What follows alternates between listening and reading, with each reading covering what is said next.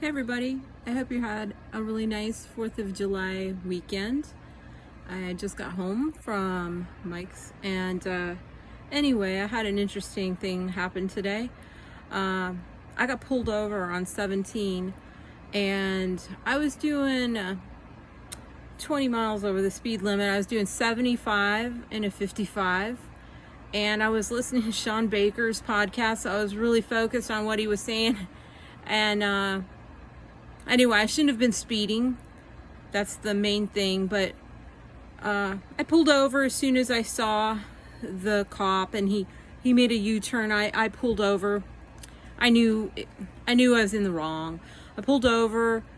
He asked me for my license and proof of insurance, and of course I just got that new phone and none of my apps, or I haven't logged into everything, so I was struggling showing from my State Farm app. Anyway, he took my license and then he came back, and before he even walked away, he said, "Do you know why I pulled you over?" And I said I was probably speeding.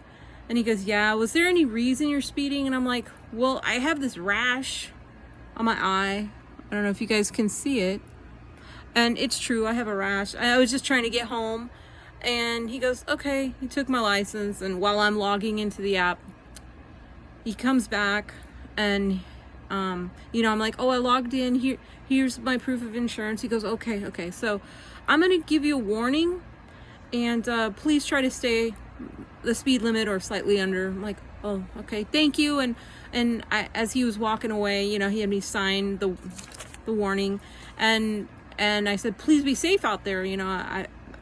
My heart goes out to our first responders and our police officers. It's a tough job, and so that happened. But I realized too, on the warning that I got, he just puts the all the information from my actual license, and it's upsetting to me. I mean, I'm grateful I didn't get a ticket. Yes, it's a warning, but it says my weight is 217, and that was a long time ago, because I'm like 143 or so.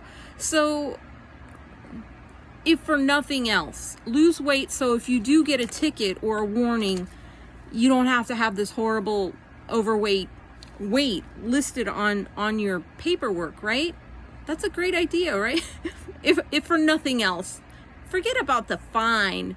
Just make sure you have a good number on your ticket or warning slip, like I did.